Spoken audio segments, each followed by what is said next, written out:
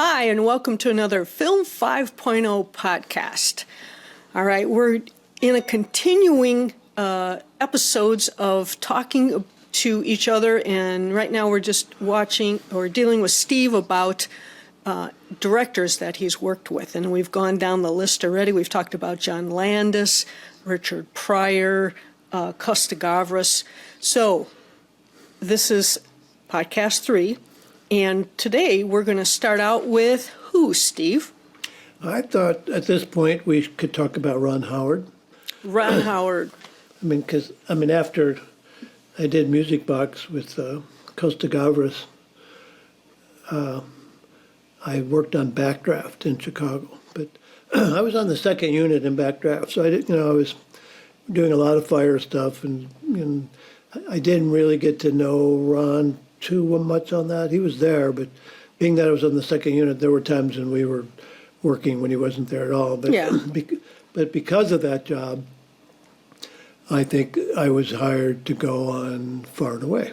Oh, that's great. Which came up after that. So, production-wise, that had to be really close. Like that almost, like production had to be overlapping for him because they were so close in filming, weren't they? I don't remember, but it was pretty close. Far and Away was, we did that. It was warm out, and I don't know, it was probably the following spring, I think. I can't. I'd have to look at a call sheet to look at dates, but yeah. Far and Away, we went to Montana, and because in the second part of Far and Away, when Tom Cruise and Nicole Kidman come to America from Ireland, if you don't know the story, they wind up doing the land rush in Oklahoma. Yeah. So we played Oklahoma in Montana, and I guess back in the day when they did the land rush, they looked pretty similar. So I guess, but Montana was great. The weather was beautiful, and we were filming a lot there was a train station right down the street from our hotel where they'd built sets, and we did a lot of stuff on the trains and stuff, and that was kind of fun. And but anyway, I went there on the B. I was the B camera first assistant along with Ian Fox. He was the A camera first, and it was the first 65 millimeter show Panavision had done since the 60s. I forgot the name of the one, but there was probably one. a mad world. It might have been that wasn't the one that came up, but it was about that time. It was something that was done 65 millimeter, and so I didn't know it. I knew that cameras on a if you look at a picture, they look the same except it's bigger. but yeah, but huge. When I showed up, I remember going on the camera truck, and they were already prepping, and Danny Teese was the second assistant with Ian, and there were 2 utility cases that had come, like to put our stuff in. They came from Panavision, and they had put our names, a plaque with our names on each one of them, Ian and cool. myself. I still have it. It's a great case, although yeah, I've seen it. By today's standards, it's pretty heavy, but because it was the metal A and J case. A and J cases. Yeah. And it's strong as hell, but it's pretty heavy, even empty. But will anyway, will you will that to me? Maybe. Okay. I'm living forever, though. I hope you do, my friend. I've told everybody that already, so don't be looking for a will. I'll be around a lot longer than any of you. So anyway, the case came, but anyway, my camera was still in the Panavision box, and I opened it up, and as if you know Panavision, the cap on the top for the magazine is also a handle. So when you reach in, you can pull it out of the case by the top handle. So I reached in and started to pull it out, and I actually thought it was stuck because I was used to a Panaflex, which is 35 pounds maybe, but and then I realized that it was not stuck, and they were. It's that heavy. Oh yeah, the other assistants were cracking up because they said they're like guess what? And that's just a bare bones body. I think I think it's 80 pounds, 80 or 90 pounds, just the body, Yeah. with nothing on it. So, and it was like, man, this is a movie that's a Wild West kind of rugged run and gun movie. Is this whose idea was this? Like, Yeah. And it was Ron Howard's. They wanted to shoot on 65, and in the long run, they were right to do it because there's so many beautiful shots in the film, panoramas and stuff. Yes. Not just in Montana, but in Ireland as well, and that's another story. But anyway, that was another situation where the crew got to know each other pretty quickly, and I knew the people I was working with from Backdraft and Steadicam. Greg Lunsgaard. Greg Lunsgaard. The one and only, yeah. Yeah, forgive me, Greg. I went blank. Greg is the one that actually hired me and brought me with. And but Greg and I, we knew each other from Chicago, and he's like a first-class Steadicam operator. And, Yes. and he's good and a great guy. So, in fact, in Montana, we wound up doing a lot of weekends where we'd do a lot of mountain biking, and it's right out of town, and we'd get into the mountains, and we would rent a SUV and take our bikes up to the mountains, and we did that almost every weekend. It was great. So Sounds like a bromance. well, no. But anyway, Greg was a good guy. So the crew was good. I mean, everybody got along. And Ron Howard, getting back to the actual director, was very personable, and he was every bit the person that you would hope Opie would grow up to be, because he was that guy. I mean, he'd been in the business forever, from a child, and his parents, and like his dad is in the film business and so on, and His brother. And his kids were there, and I had the times when my family would visit. My son was the same age as one of his daughters. What's the one that was in Jurassic Park? Bryce, same age as Bryce, and they were kids. They were not quite 10, but they used to hang out together, and they had all the typical games back in the 80s and 90s, and I had pictures of them sitting on the camera truck on the curb playing together. She had the beautiful red hair even then, and they were friends for the duration of the film when they were there. But she was there all the time. My family was not, but Ron was great, and I remember one day, because I'd gotten myself in pretty good physical shape because I knew what was going to happen, and I'm accustomed to throwing a camera putting it on the head and putting it on my shoulder and carrying it. Now suddenly we're in a whole different world here. I wasn't sure if I could do that. So, it's enough to put a flex with a 1,000-foot mag and a lens on it and pick it up. You were the one that showed me how to do that, and now you're adding even more weight. Yeah, this is it's probably 200 pounds with a magazine. And I would think so. But anyway, I knew that picking it up was about balance, and I was determined to do it that way, and I did, and I got it down, and I was a runner, and my legs were good enough. But I remember Ron Howard once said to me, we were on the set, and because it was summer, we were always wearing cutoffs and stuff. But he said to me something about, he said, is it how old do you have to be before you can stop getting in shape? And I said, well, I don't know. I said, I'm older, probably older than you. And he said, you mean I could still get in shape? I said, yeah. I said, you're young, but... Yeah, he was younger than you, right? But he was younger than me, but he was complimenting. He said, because you're in good shape. And I said, well, and I know I'm older than you are. And I said, but I work at it, I run, and I knew what I was up against, but he would compliment people and stuff like that. He said, well, this is a pretty physical show. And I said, I knew it would be. So, there were days when we were in the water, in the river, and where I would walk the camera into the river and find a place to put it down. And Damn. There was one, I know, it was crazy. But he chose not to do that. I think. He separated it? He would separate it and get somebody to carry the sticks, but he had a reason for that. Ethan was a strong guy, but he had another reason for it. I forgot what it was, but maybe safety. But Ian he was certainly fit enough to do it.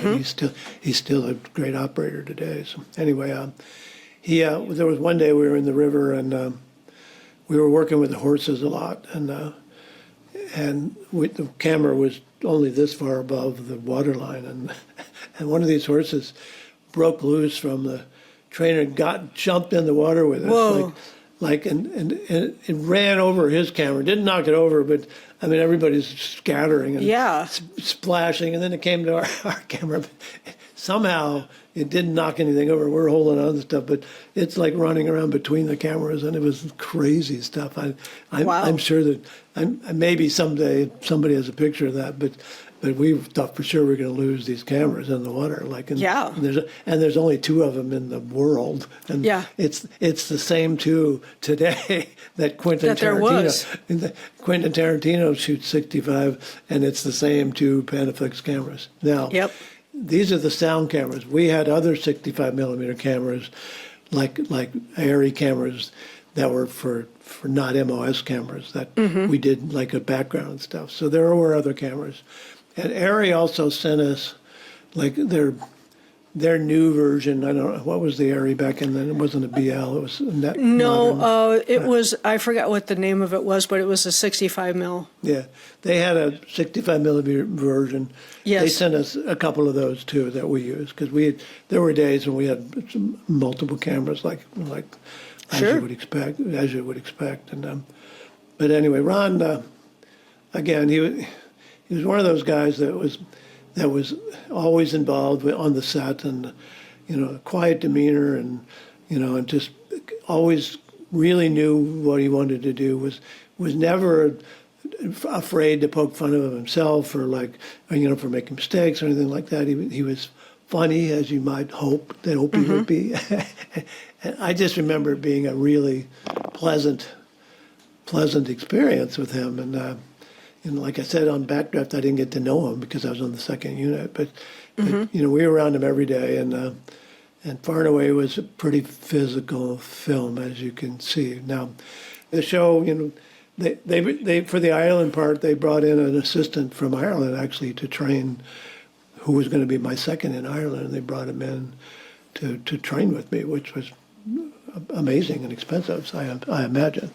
But they wanted their crew when we got there to be up on 65 millimeter, and we certainly were. And also what I didn't even talk about was that Greg, when he was doing Steadicam, that was also 65 millimeter. And it's a couple more notches to put in. A few more that. Notches, and he was quite capable, because him and I used to do the bike rides up in the mountains and up the hills and stuff. So he kept himself in good shape, but putting a Steadicam on 65 was pretty tough.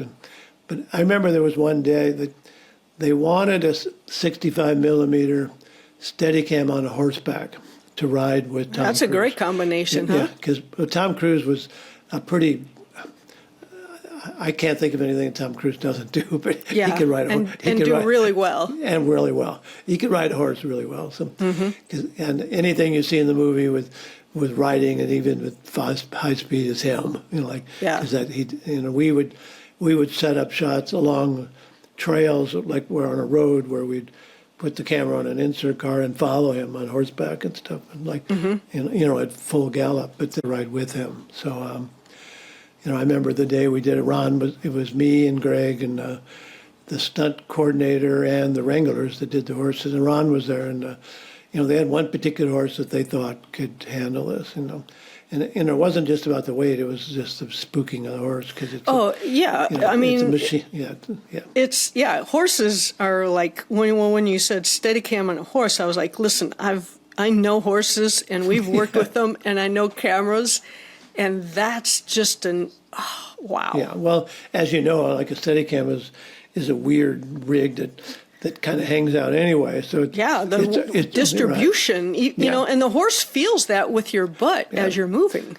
Well, plus not only that, visibly, it's something. I mean, they've had riders on them before, but to have this appendage, sticking out, they know that horses they sense that, and so the wrangler. They had picked one horse that they thought could handle that, because they were worried about it.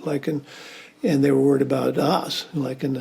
So the idea was that I would be on one horse with follow focus, and I could ride well enough. But I was riding on the weekends to practice doing all this stuff. And in fact, when my family had come out, we'd rent horses and go out into the boonies. But anyway, so I was on one horse with the focus, and so they put Greg on the other horse, and he could ride. And then once they put the Steadicam up, the horse just freaked out. I mean, it didn't go complete crazy, but it did not like it, and it started bucking right away. And then the wrangler pulled on. He goes, "No," he said, "I'm not gonna." Yeah. We didn't even try it again. He said, "I'm not doing this." He said, "Because it's too dangerous." He said, Oh, yeah. Not only for you, the operator, but the camera. It's going to be Everything. The horse is going to get hurt, the camera's going to get hurt, and you're going to get hurt. So he didn't want to. He called it right there. He didn't want to try. We didn't even try it a second time. And Ron, he totally respected. He trusted them, and it wasn't like, "Oh, what do you mean?" But he was fine. He said, "Okay." I think for people who don't know about what we did in our business, we have to say that it was at times extremely physical. I have family members. They'll say, I would tell them stories and different things. They'd say, "Oh, really? You had to do that? Wow, that sounds really physical." I'm like, "Yes, I worked out when I wasn't at." If I wasn't on a show, I was working out. I was staying in shape constantly because you never know what you had to do, right? No, you didn't, and that's why I said before in one of our earlier podcasts that I ran at lunch pretty regularly rather than eat lunch because, during a work day, there's craft service on the set, so you can always eat during the day, and they'll bring things around. So actually, literally breaking for lunch was something that I didn't really have to do, so I would often choose to run. We were talking about staying physically fit in between, shows. And I do know that with the 65 millimeter, one of the things is that you burn out motors because of the strain on a motor with pulling that 65 millimeter film, through the mag, through the gate, and back up again. Yeah, when we talk the film load itself. The film is that wide, and a magazine.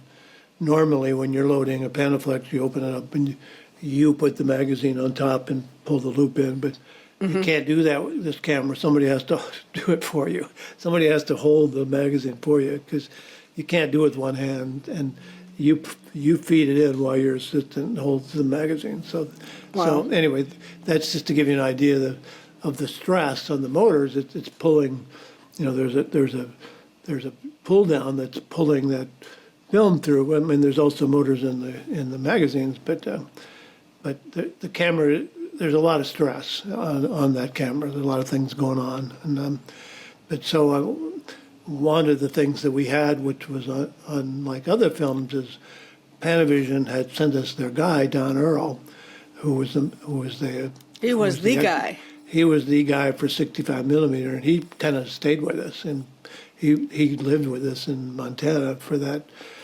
Because they anticipated issues, and there were a few, not a lot, but there were some. But as would be expected. But he was there the whole time, and it made a difference. And Don's a great guy. Well, if you remember, when we talk about the films we did together in Courage Under Fire, if you remember, every when we were working nights. And then we would sleep during the day, the cameras went in to a technician, to an area technician, and he would clean the cameras every night or every day, depending on if we were on a day schedule or night. I'd forgotten about that. Remember that? Yes. Because it was so dusty with all the tanks that they brought someone in, and every night the bodies would go in, and if we, it was extremely dusty, then we would send, the Zooms in or something like that. But yeah, I remember that. I had forgotten all about that, but yes, now I remember. But yes, that was the routine at the end of the day, was to pack them up and give them to be maintenance, to be serviced. And And a it wise saved us a lot- decision. It was. It saved us a lot of time because, I mean, we would have had to do it, but it was stuff. It was not a normal situation, and like working with tanks in the desert, Yeah. giant dust machines. We knew Well, that. and think even about the camera truck too. I mean, that was a dusty environment because you couldn't get. I mean, we'd had dust storms that would come up, and there's really no way to open that, the camera body and service that with that amount of dust. In fact, if I remember right, we were checking, for hairs in the gate through the lens, which is something we normally don't do, Yeah, but just we to had keep- to because you had to keep that environment so clean. We wanted to try to keep it closed as much as we could.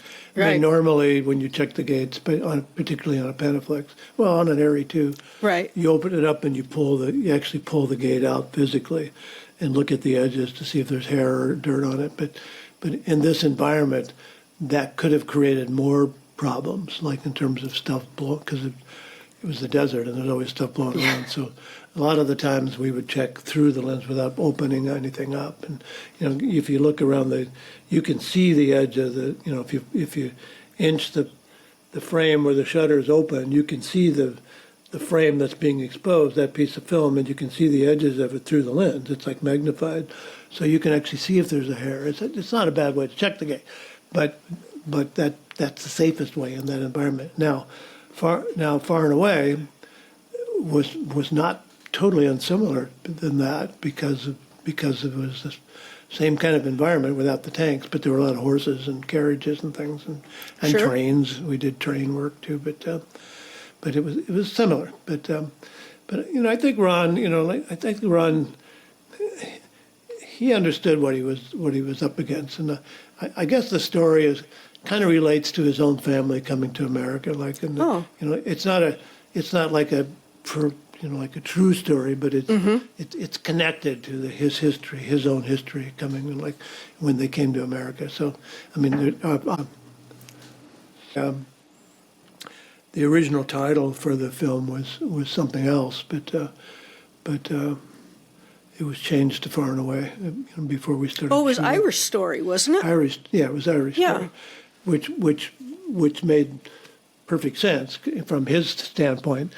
Sure. I'm not sure why it got changed. I had heard the reasons, which made sense, but I forgot what they were. But I mean, there were legitimate reasons why they changed it. And, Sure. It's always 2 or 3 word titles that work the best, like Yeah. Far and Away or Irish Story. So, yeah, I I think there was some issue with. maybe there was another Irish Story. Well, but I mean, I think ethnically, they didn't want to make. I'm going out on a limb here. Make Irish people, because we were going to be filming in Ireland too. Make people in Ireland think that this is the classic, ultimate Irish story, and it's not. There's a million of them, but it's one of them. But I think they wanted to get away from that universality of that title. I think. But Far and Away worked well, and again, I can watch the movie. I can watch it over and over again. It's a beautiful film. Beautifully shot. Who was the DP? Uh-oh. Yes. Uh-oh. I better bring out my IMDb if you're following know. along. Yes, and I worked with him. Oh my God! Stop. You Okay, gotta cut hang this on. out. I'm pulling it up. Hang on. Embarrassing. Ron Howard. Okay. Far and It's Away. embarrassing. And where'd it go, embarrassing. Steve? I know. Yeah. I know. It's embarrassing. And I've worked with him since then too. He's a great cameraman. So now he's a director. Oh, you have? Yes. Hold on. Mikhail Salomon. Is it Salomon? Is it Mikhail? It's Mikhail. Hang on. We're having technical It's difficulties. Mikhail. I'm sure it is. It's Mikhail. It is Mikhail Solomon. Yeah, Mikhail Yep. Salomon. He shot it beautifully, and there were a lot of like bar scenes and boxing scenes, because one of the things that Tom Cruise did, coming to America, he was boxing for money and stuff. So we did a lot of that kind of stuff, and so that was a big deal. But Mikhail was great. He's now a director, and speaking of directors, I wound up working with him again a few years later as a director, and he hired me on a show in Chicago, actually, to be on the first assistant on the A camera, and that he was the director of, which was kind of nice.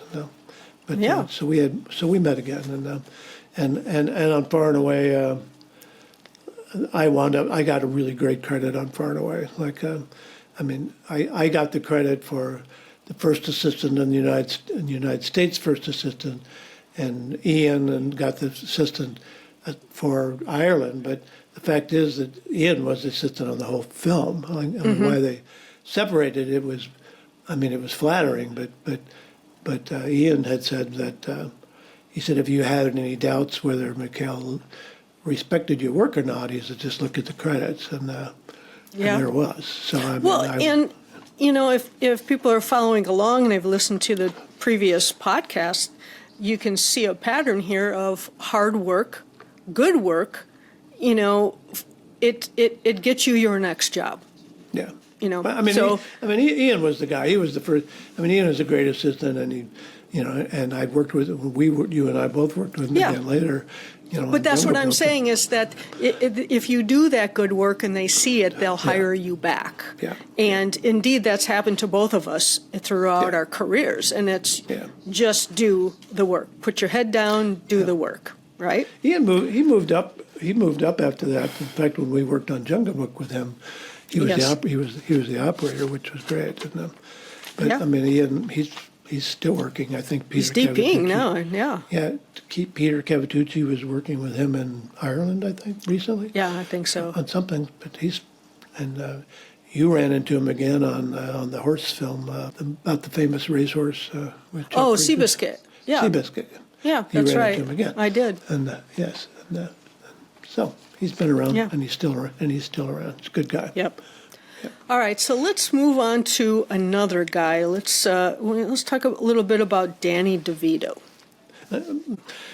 Before we move on, let me just say that, I didn't talk much about Ron Howard. This is about directors, but I have to say that my experience has been that, my overall experience on a film, coming off a film, it all starts at the top. Like that was a great experience with the directors with Ron and the directors I mentioned before, and it all starts at the top. If you have a director that that doesn't care about the crew and is not personable, you're going to remember that, and you're going to come away with feeling like it was a bad experience, and Far and Away was not a bad experience, and I owe that to Ron Howard because he ran the ship and with kindness and respect, and he's a really nice guy actually. So if anybody got the chance to work with him again, do it because he is the man. So anyway, well, sorry. and that's also a theme within our podcast is you remember the good ones and the nice ones, and a lot of times those two things went together. Everyone's job is hard enough. And Quentin Tarantino has said many times, he said, I just try to hire the best because I can't do it all. And I need the best people to, make my dream and my vision come true. Right?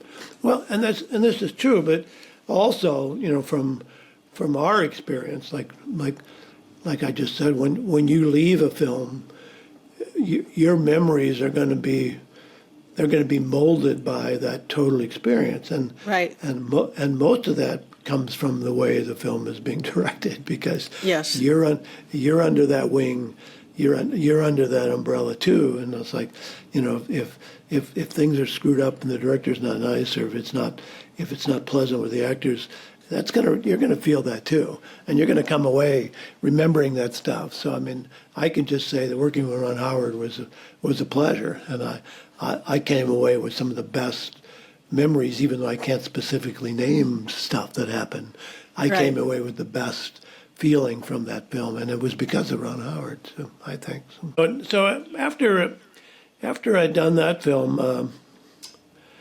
I think that Hoffa was probably the next film I'd done back in Chicago.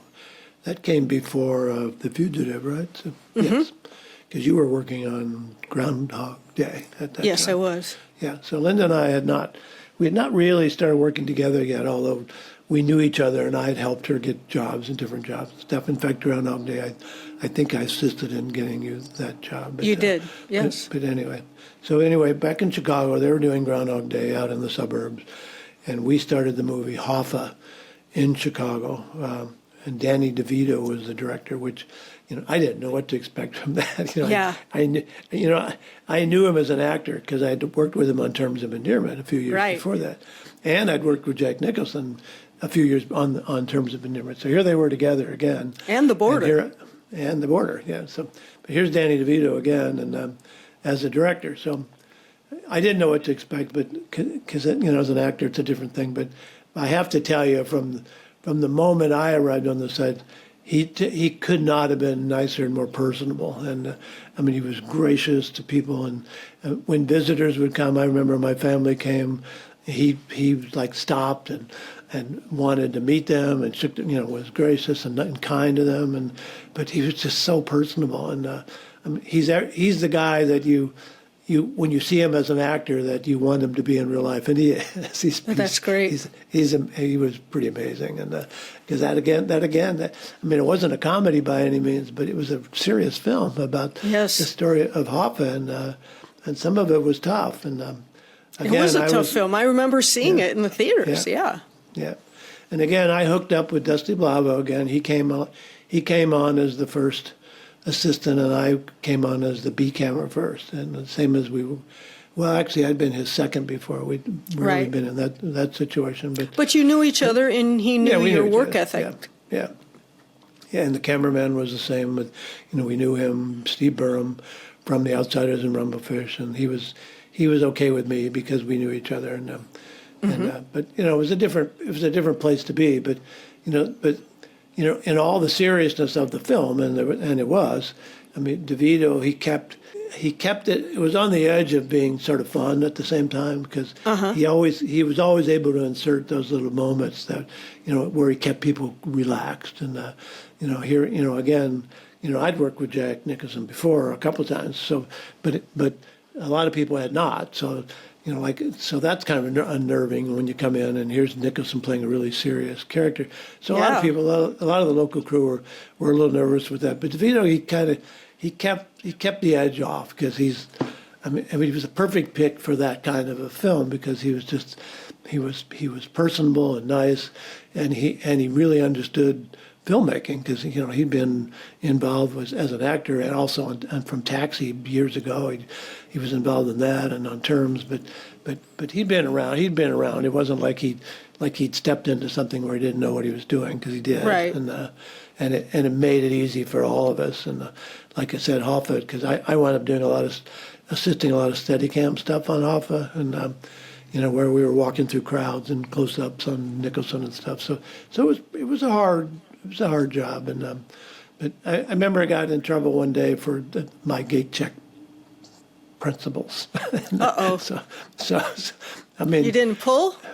I didn't pull because it was a windy day, and Steve Byrne was very adamant about checking the gate the right way, and he didn't ever want us to do it by opening the lens and looking in it. Well, and we should tell everyone that on movie sets and they expect you to physically pull the gate out and check it. That going through the lens is only if you're in those conditions we spoke about. Otherwise, you pull. Well, this was a situation. Steve wasn't around. We were away from him, and it was a particularly windy, gusty day. I made the judgment to not pull the gate out, and I think I took the lens off and took a real quick look, but anyway, and I thought nothing of it until the next day, and so after dailies, Dusty walked by me and jokingly he says, "Boy, you're in hot water." And I go, "What are you talking about?" He says, Great. "Oh, Steve will tell you." And I go, "Oh God, what did I do?" So I didn't know what had happened. So Steve Burham approached me. He confronted me and he said, "Did you check, when you checked the gate, did you pull the?" And I said, "No, I didn't because I was worried about the wind." And he goes, "Well," he said, "however you did it, you missed a hair." In daily, it was a big deal. But that was a big deal then. Like nowadays, you just stuff like that can be Right. taken. I mean, they could take it out then, but it was a bigger deal. So but it was, apparently it was pretty visible. And how big is it too, you know? Yeah, apparently it was, I mean, I wasn't in dailies. 'cause It was waving at them when they were screening yeah. it.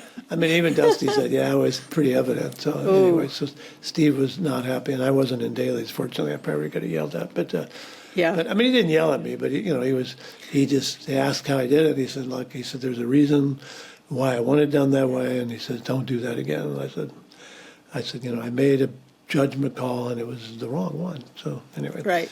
And for all of you listening, if you're working with film, you now know from that story, pull the gate. pull it out, because I mean, a lot of things can happen when you pull the gate. Like, Sure, it can fall out too. I mean, if there's a hair there, maybe it came out when you pulled the gate, and then you put it back in. But at least you've resolved a problem that maybe you didn't Right. even see. But if you don't do that, I mean, sometimes looking through the lens, sometimes you can see the edge. But if it's a hair that's the color of it, and it blends with the film, the color of the film, you can miss it. Right, every because every hair's not going to be black. It could no, be like mine. So, and we should say and clarify that a lot of times the hair in the gate was from the emulsion, not somebody's Yeah. hair. it but wasn't hair; it was stuff. Yeah. Right, it was stuff. So being that the emulsion is like a brownish color, and that's the silver side, and the back side is black, you can get those little bitty hairs in there. They're tiny little things. In fact, when I started working with Steve, sometimes if we were in low light situations or something like that, he'd pull the gate out and hand it to me and go, "You look." Yeah. Do you remember doing that? I guess. Yeah, a couple Yeah. times he'd pull the gate out and he'd go, "I can't see this, you look at it." So he'd hold it up and I'd take a flashlight and rim it and make sure that it was okay. And I'd say, "Yeah, okay." And then he would take his finger and go on the inside to make sure if there was anything there. Just to be sure, I got it. Right. And then stick it back in. So, yeah. But like you said, the color, sometimes peeling from the emulsion Yeah. can act like hairs. And if you're looking through the lens, or looking at the film plane, because it's the same color, you may not see it. And you may not even see it when you pull the gate out. Unless you hold it up, because then it has a background. And It's even if you don't backlit. see it, and even if you don't see it, you're cleaning. You may never see it, and you're still getting it out if there's something there, because you're checking it and you're cleaning it out and putting it back. So Right. I mean, And- checking, yeah. And if we did have a hair, we would often show that to the director of photography, Yeah. so they could make the call, and then I would write it on the report. So that way there was a cross-check, like, oh yes, on that take that we printed, there was a hair, but no, it didn't register within the frame. Yeah, because the full frame, the full aperture of where the film is at, is not. I mean, that's being exposed, but Right. But it's not necessarily what's going to be on the screen, because if it's 185, you got a whole top and a bottom. That's not going to be on the screen. So something could be in there, and you could get away with it. So you'd often show it to the DP so you could all, the operator and you could all verify, is that safe or not? Like, is that a problem or not? So, and then we'd still always do it again, but that way we'd know whether we could print it or not. And when we say print, like when film goes to a lab, they develop everything, but for dailies they'll only make a positive print of the things that you want to see. That way you're not buying a whole nother roll of film just to print everything. So you're saving money because you're copying the film again, but you're only copying the stuff that the Script supervisor tells you. She has circled, because that's what you print. Like nowadays it's all digital, so you don't have to worry about it. But back then, you only printed the stuff that was good, so you weren't using a whole nother bunch of film in the lab. So anyway, Right. that was the reason for it. So anyway. Yeah, no, and that is, some people like to put a mat in the gate, so that it really keeps the frame so you're just exposing that frame. But, that's where you then could have a possibility if you Yeah. have that mat in, that hair would be closer to your, Yeah, it could create problems. it could create problems. So I don't know many people who would use a hard mat for whatever aspect ratio you were shooting. No. Not too many people did. Yeah, I mean, I know they exist. I don't think we ever did. So, but No, we never did. I know they're out there. I'm not sure what the reason for is, but Yeah, whatever. I mean, you can change the ground glass and do whatever, but the hard mat, yeah. So, Because I mean, the ground glass is your guide for the operator. He has the lines. Right. That's what he's framing for. The film may be being exposed, the top and bottom, or the left to right of that, but that's what he's framing for, and that's what's going to be on the screen ultimately. So, Right. when it gets on the projector, that's what's going to be on the screen. So, right. So, back to back to Danny. Danny DeVito, great. It was again, like I said before, when you come away from a film and know that you felt good about everything that happened, it starts at the top. And he was one of those guys that I wouldn't have any trouble at all. Like if somebody said you're being hard to work with Danny DeVito, I'd jump on that quickly. So, there are directors in my career that I would shy away from, but he was not one of them. I wouldn't have any issues with that at all. In fact, it made me a bigger fan of his in terms of the things that he does on the screen. And he's done a bunch of things. In fact, he's still doing that Sun Always Shines in Philadelphia. Yeah. He's still doing that. But I mean, stuff like that, it made me a bigger fan of him because I appreciate his talent. And when you work with somebody as a director, you see so much more than that. Oh, yes. And it was a great experience, and I liked Right. it. So. Cool.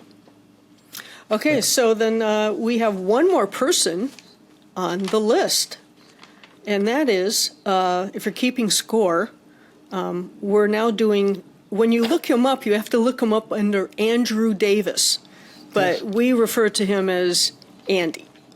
Yeah. Another Chicago boy. Another Chicago guy. So, yeah. Andy Davis is like, it's hard to explain Andy because in all honesty, in real life, Andy is the nicest guy in the, He's in the great. world. He really is. And we've been to his house and interviewed him at home and stuff. But Andy's a great guy. He doesn't have a huge list of stuff as a director, but when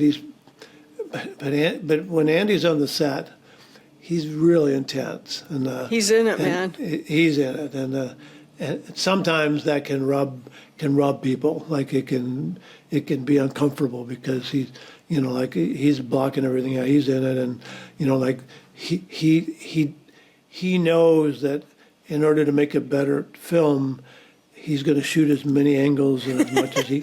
I'm not, It's true. It's true. I'm not saying that's a funny thing, but he will shoot as many angles. He will cover something to death, and it really makes it for the editor's job easy. Yes. But I mean, when I did the package with him before. We're talking about The Fugitive now. Linda and I worked.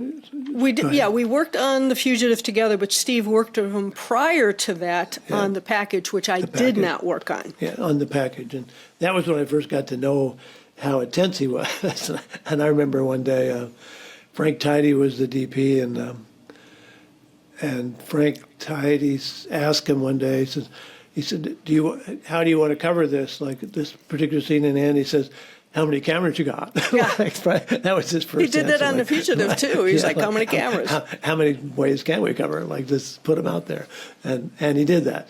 But I mean, there was something, it was uncomfortable sometimes because he didn't want to get in his stuff when he was like that. There were moments, but you knew Andy because you knew he had a big heart and you knew he loved what he was doing. So you were able to step back and know that when the day's over, Andy's going to be Andy again. And again. It's and like a he's Andy. switch. It's Yeah, like, he's hey, how you doing? And yeah, exactly. And I felt like on The Fugitive was a tough film for Zorn. Zorn was the first. He was the late Zorn was the assistant on the A camera. I was on the B camera. we were up against it every day because, Yes. I mean, again, there was You want to talk about physical. physical, and it was a great cast again.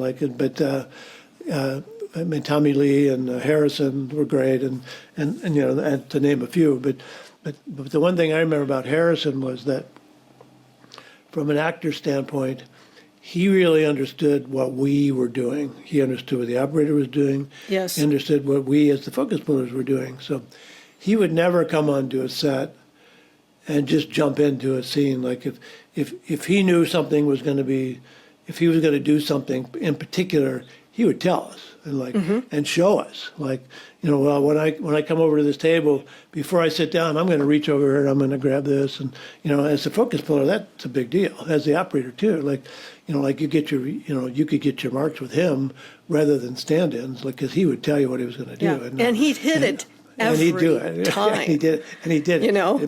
It made our lives easier. I'm on the B camera, which is usually the tighter lens, so he made my life a lot better.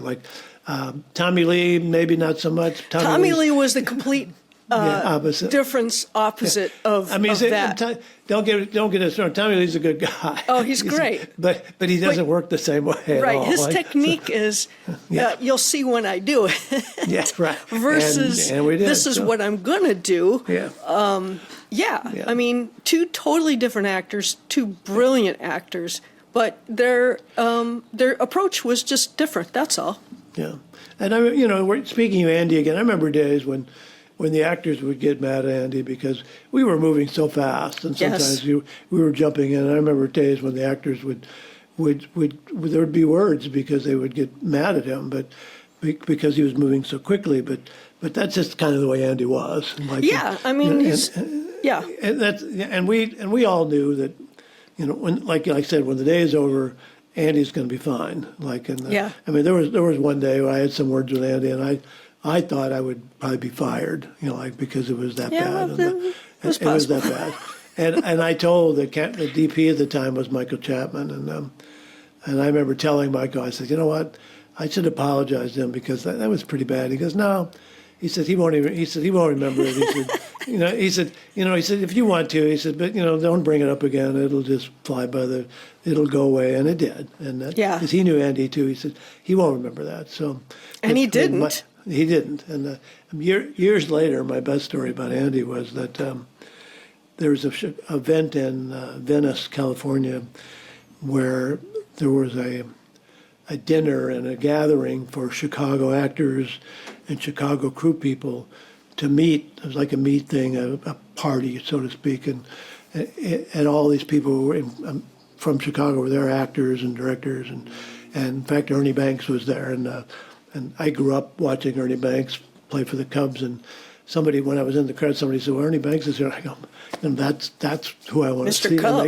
Mr. Cub. So I actually found him and sat down and talked with him for 30 minutes. I talked to him, this is getting off the subject a little bit, but my favorite story that night was with Ernie. When I was 12, my dad came and took me out of school to go to a baseball game to see the Cardinals and the Cubs play at Wrigley Field. My dad was a Cardinals fan, and at that time, Stan Musial was the star of the Cardinals, and he had 2,999 hits, and he was one hit away from his 3,000th hit. So I remember the game in detail. That he does. It's pretty scary. But I don't know why I do. But there were a couple balls hit to the right field or left field, and Moose Moran had juggled a couple balls, and I was kind of a Cub fan, so I didn't like seeing it. But then I think the Cardinals were losing. It was like the 8th inning, and they decided to bring Stan Musial up as a pinch hitter, and everybody. I mean, the place. I mean, he was a Cardinal, but everybody knew. Yeah, the history of this. That we might get this opportunity to see the 3,000th hit and not do it in St. Louis. So everybody was on their feet, and I remember everybody was saying, like yelling at Moose Moran. I was in the bleachers yelling at the left fielder, "Don't catch it! Don't catch it!" Whatever happens, don't catch it. So anyway, he wound up with a double. Stan Musial did. And as he was standing on second base, all the press came out and all took all the pictures and stuff. So when I was telling Ernie Banks that I had been to that game, he goes, really? And he goes, tell me about it. So I told him exactly the story that I'm telling you, and he's nodding, goes, yep, you were there. And I said, oh man, I was there. Like I was like 12 years old. But Ernie Banks was my hero. I never thought ever that someday I'm working in a film career and I'd be sitting in California at a dinner talking to Ernie Banks, and there we were. But see, kids, this is what the film industry can do for you. Seriously, there's just so many interesting stories and people that we have met because of what we do that are not part of the film business that you just want to pinch yourself, right? Well, I mean, getting back to the director, at that same party, I saw Andy Davis and a group of people a little kind of far away from me, and I knew that him and I, we'd had words on the set in a couple of moments, but so I wasn't sure how he would react to me. And he saw me across the room, and he came running across the room and he hugged me and stuff. And he said, "Oh, great to see you, Steve." And I said, "Andy, don't you remember that?" I said, "We had some issues on the film." He goes, "We did?" He goes, "All I know is," he says, "all I know is that you and Zorn did a great job." And I go, "Well, thank you." But I shouldn't have even brought it up because this is Andy. No, he didn't. He didn't remember stuff like that. But I mean, he didn't remember it the next day. No, but he couldn't have been kinder and gave me a hug. He said, "All I know is you guys made my movie. You did an excellent job." And you did, because we did. Arnold Koppelson, one of the producers, actually came up to us at the end and said, the editor keeps telling me that there's no unusable footage, that everything is in focus and usable, and thank you. I remember him actually saying that. Yeah, it was a big deal. I mean, it was. Hands off to Zorn, because he was the 8-camera guy. And, I mean, the late great Zorn, he did it. He did a million films before he died, but Zorn was great, and it was really easy to work with him. He was very kind, and it was good. It was good. But Andy had his issues, but he was a rough. What do you call it when there's a rough edge on something? But a rough edge. There's a rough. But he had a rough edge on the set. But you always knew, because we knew Andy was a Chicago guy. We always knew that when the day was over, that Andy was going to be Andy again, and he's the sweetest guy. And indeed he was. And if you ever met him, and if you ever do meet him, you would never imagine that he could be like a rough edge. Well, he was just intense because, like you said, we were just moving fast, and they were also writing that script as we were going along. So, there was a lot of things going on, and, and then, Chappie is brought in, and Chappie's trying to do his best and, keep everything going. But I think that was one of the only movies that I can really think back that we sort of shot in sequence. Maybe. I mean, there were a couple things out of sequence, but we really, we had to, because he changes his beard. Yeah, that's true. There were haircuts, and right. And then we went to North Carolina to do the dam stuff when he jumps off the dam and stuff. That was all in North Carolina. We did the train wreck in North Carolina. Yep. Incidentally, the train wreck is still there. This is 30 years later, and recently I was coming back through North Carolina, and I looked it up on I just Googled it, and because I couldn't remember where we'd actually shot it. Yeah, I couldn't find it. I mean, I wouldn't have found it without Googling it, and it was off the highway quite a bit from Asheville, because we stayed in Asheville, and I remember it was quite a ride there. Yeah, it was quite a distance, but I drove to it, and I found the location, but there were signs all around that said no entrance and stuff, and I could see down below that the train was still there. And still there. So I went around to the railroad property down by the river where it crashed, and I said I wanted to go see the train. And they said, well, people used to be allowed to go there, but it's rusting and it got dangerous, and they were afraid somebody would get hurt, and we were not allowed to let anybody back there. He said, if you came in from the other side, you could probably sneak in, which was quite a walk. But he didn't just say I couldn't do it, but he couldn't let me in. So, I mean, at the time, I didn't have all day, but so I went across the river on the other side of the river, I had a clear view of it and took pictures of it from the other side of the river, and it's all still there, just the way it crashed. And this is 30 years Well, later. remember, I mean, in order to get to it, we had to go over that hill and down. Down, yeah. Right. So yeah, it's It's down there, and It's down. And but like he said, there's a way if you go to the end, the other side of it, there's a way down there. He says the locals still kind of do it, but it's not a big a deal to the locals anymore as it was years ago. But he said it's possible, but he said I can't give you permission to get down there. But I got pictures of it. But the fact that they left it, and he said they left it because it became like a big tourist thing for years. And that's cool.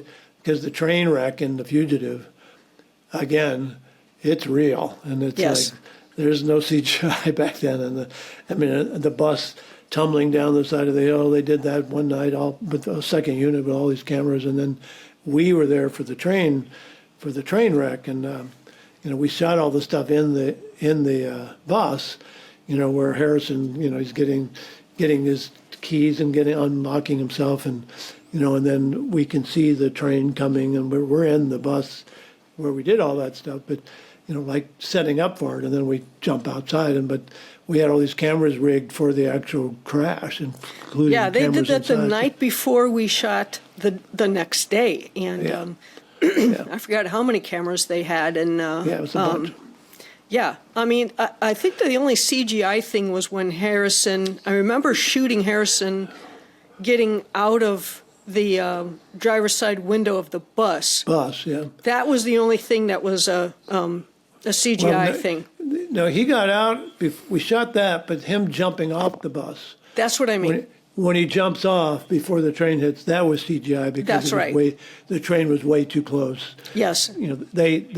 We shot the train hitting the bus, and they added him later because the train was way too dangerous. And but that might have been the only CGI. I think it was in the film, except for the dummy on the dam falling off the dam. That wasn't CGI; it was just a dummy. But, that was just a real dummy. But we the stuff in the dam when they're going through the tunnels, the draining tunnels and stuff, before they get to looking over, that was all a set built in Chicago. It was this elaborate tunnel set with water running through it. It was pretty amazing, actually. So we could go inside, put our cameras, the whole scene where Tommy Lee drops his gun and Harrison picks it up, and all of that is on a set with water rushing through it. And then when we got to the dam, we got to the part where they're walking out to the edge. That was the spillway, the spillway. So we walked out to the edge, and the camera tips down, and we look down.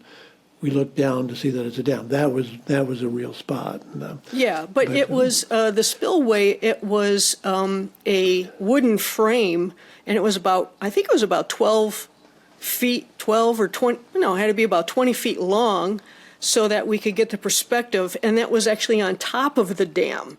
Yeah. So it wasn't actually in a spillway, it was positioned on top of it. Right, it was up there. So.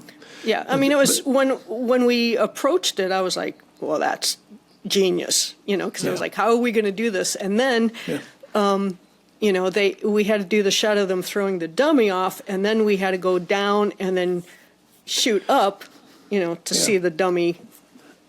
But I remember that particular day when they were, Andy, he asked Linda and I to go out, and he wanted to rig a bunch of cameras all around at the edge of for the drop. Yeah. And remember, they were on the different towers on the dam. So he asked Linda and I to go out and, he said, you guys use your judgment, and he let us go out and set up shots, like different shots, including the shot where the dummy falls down, where we rigged locked off cameras. But he said, I trust you guys to do it. You guys go do it. And he didn't go and double check anything we did. We just did it. So, that's some directors are really hands on and they want to look through, and if. I think it's he trusts Chappie, and before they trusted Frank Tidy, that that you were putting the camera in the place where it was going to get the best possible image, and he was cool with that. He trusted people.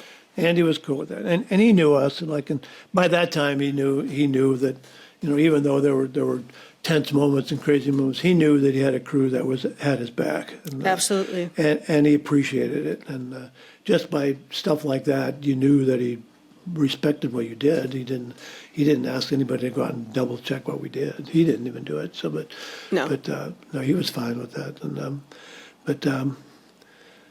I mean, it was all. And Chappie had come on after the show had started, and so he had a lot to get used to too. but it was good.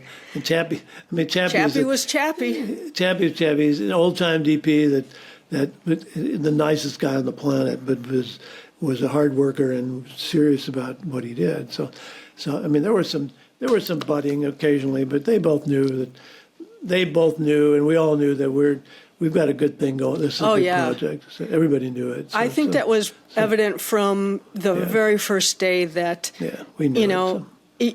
We read the script, and it wasn't exactly what the final product was, because again they were rewriting and doing a lot of that. But we just knew early on, I know I did, that this was going to be something. Yeah.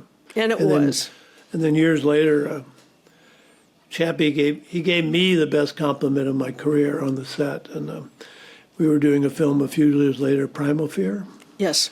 Primal Fear, and they came to Chicago for some of it. And I remember we were outside and had this long lens shot of the actor running through the bushes at me, and it was one of those shows where they were going, come on, let's go. The producers, they want to rush, and I was getting marks, and which I was going out and grabbing. Yeah, we were twig. We were getting everything we could do. Anything we could to make a mark, and they were hollering, and Chappie put his hands up and he said, "Hold it."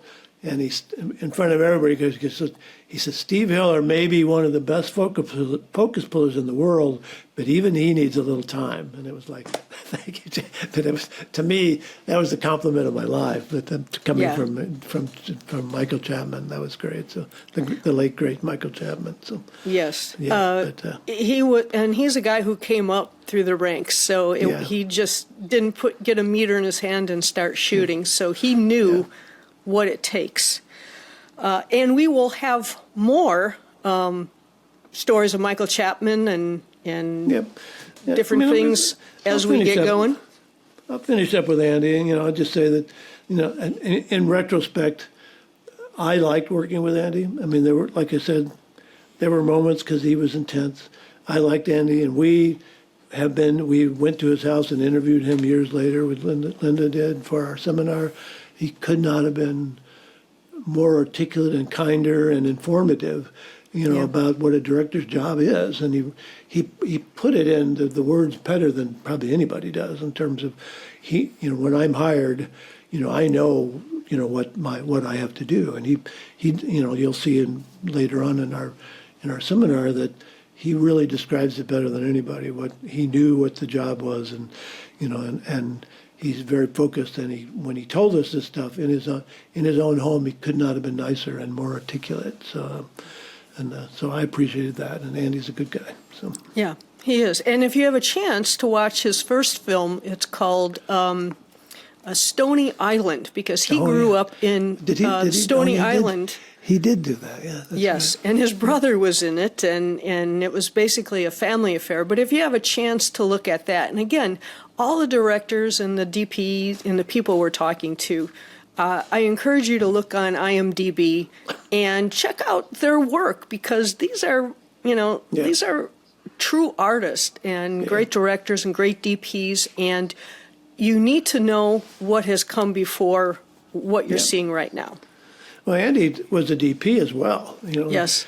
And he did a lot of things in Chicago as a DP. So as a director, having been a DP, he really understood how to set shots, and that he knew different angles, and he knew the ways to help his editor. And he has said it many times that, The Fugitive is like, I directed it. He said, but the editors put that together. Yeah. But the bottom line is, you still have to give them something to edit, and he did. You can't give all the credit because you got to give them something, and you got to Right. know what to get. You have to know what to give them, and he really understood that. So Yes, he did. Yeah, He yeah. did.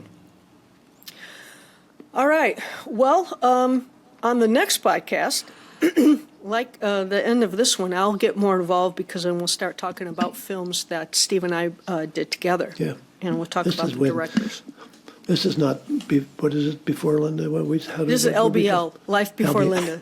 Yeah. F Now it's FBL, now it's Films now Before it's- Linda. Now it's LW Linda, yeah, with film FWL films with Jesus. Get it Films out, with- Steve. Get it out, babe. Films with Linda. So Yeah. anyway. Yeah. So The Fugitive was the beginning of it, and then from that point on, we did a ton of stuff together for years after that. So, Yep. and we still All right. are, as you can see. So, Yeah, I still know Steve. Yeah, how you doing, Steve? and we're thousands of miles apart right now, and she probably never mind. Yeah. We Okay, get- Steve. we're still good friends. In We're fact, still good friends. We've traveled and done films, documentaries together all over the world, actually. So, and Right. we're still doing that. That's another story. So, And you can follow all this along on our social media. So if you would like, follow, and we appreciate it if you share, you can go to Instagram and TikTok, where we're at TheFilm50. Facebook is TheFilm 5.0, and everything is all together, wrapped up in a nice package on our website, thefilm50.com. You can find our podcast there. You can find our latest seminars and when those are popping up, all our social media, and so much more. Also, we're going to be back for more podcasts. Also, look for special podcasts that will be inserting in between the every 15 days that we're going to hopefully put a new podcast up. So we're available anywhere you get podcasts. We're everywhere. And I think we can safely say, Steve, that we've checked the gate. Kate. And the gate is good on this one. Yes, it We've is. pulled it. We'll pull the gate. Pull it. Yeah, we we're going to pull it. properly. So, Properly pull it. And that's it. So thanks for listening to this Film 5.0 podcast, and we'll see you on the next one.